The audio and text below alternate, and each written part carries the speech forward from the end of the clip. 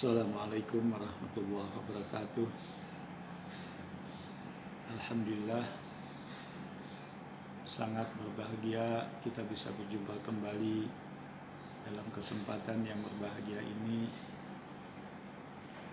dalam rangka memperbincangkan hukum keluarga, hukum waris. Dan kali ini kita coba bicarakan tentang banyaknya publik atau masyarakat yang menyikapi putusan pengadilan ini sebagai sesuatu yang tidak memuaskan bagi mereka. Ini barangkali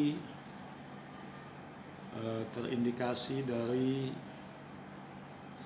putusan pengadilan itu sendiri, atau juga dari aspek kesadaran masyarakat bagaimana seharusnya menyikapi putusan pengadilan itu. Sebagaimana kita ketahui bahwa pengadilan ini mempunyai jenjang-jenjang di dalam menyelesaikan suatu perkara.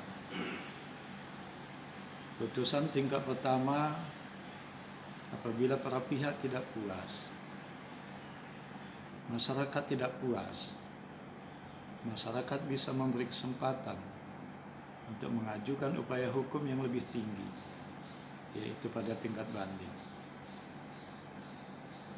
Terhadap putusan banding, pihak-pihak atau masyarakat tidak puas, berilah kesempatan untuk melakukan upaya hukum yang lebih tinggi lagi, yaitu kasasi. Ini aturan-aturan hukum yang berlaku di dunia peradilan. Ketidakpuasan masyarakat di dalam melihat putusan pengadilan itu dapat kita lihat antara lain bagaimana hakim memutus kasus Pinangki dari 10 tahun menjadi 4 tahun. Masyarakat protes, masyarakat keberatan, dan banyak lagi putusan-putusan yang lain yang tidak sesuai dengan keinginan dan kemauan daripada masyarakat, sehingga timbullah gelombang-gelombang cercaan, protes, kritikan terhadap dunia peradilan dan hakim. Di dalam ajaran kita, ajaran Islam, Rasulullah SAW sangat keras peringatannya terhadap hakim. Beliau, saya bacakan, ini ada saya kutip satu hadis an Ibni Buraidah an abihi anin Nabiy sallallahu alaihi wasallam qala al-qudatu thalathah qadin fil jannah wa qadiyani fil nar. Jadi Rasulullah SAW memvonis hakim itu ada 3 golongan. Golongan yang pertama itu masuk surga. 2 golongan yang terakhir masuk neraka. Siapa golongan yang pertama itu? Adalah qadin arafal haqqa faqadha bihi fahuwa fil jannah. Hakim yang menguasai ilmu tentang hukum material, hukum formil, sebagai satu syarat seorang hakim di dalam memeriksa, memutus suatu perkara, itu dia kuasai. Terhadap hakim golongan ini, Rasulullah SAW memberikan satu apresiasi dengan hadis yang berbunyi, idza hakamal hakimu fajtahada fa asaba falahu ajrani. Hakim golongan pertama itu yang telah dengan sungguh-sungguh mencurahkan pikirannya di dalam menemukan kebenaran, di dalam memutus suatu perkara, apabila dia benar isi putusannya, maka dia diganjari dengan 2 ganjaran, 2 pahala.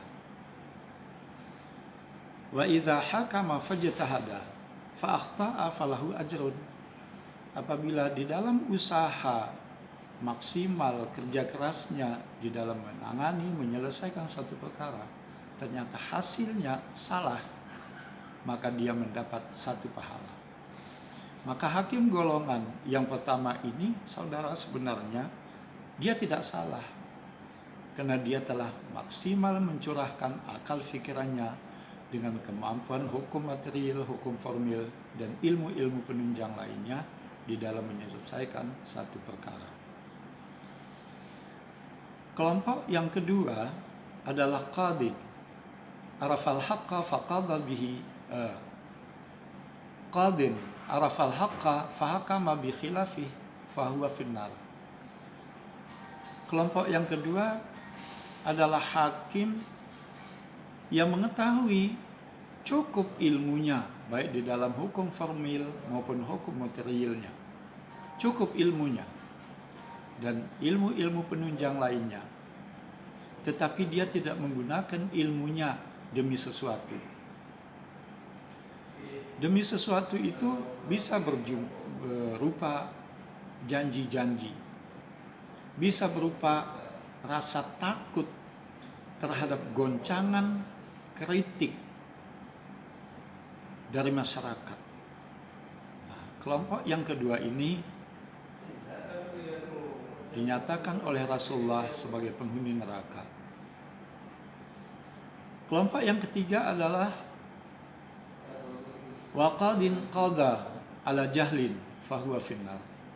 Ada hakim yang memang tidak menguasai ilmu, baik formil maupun hukum materialnya. Tidak cukup ilmunya, tetapi berani dia memutus. Maka kelompok yang ketiga ini juga masuk ke dalam neraka.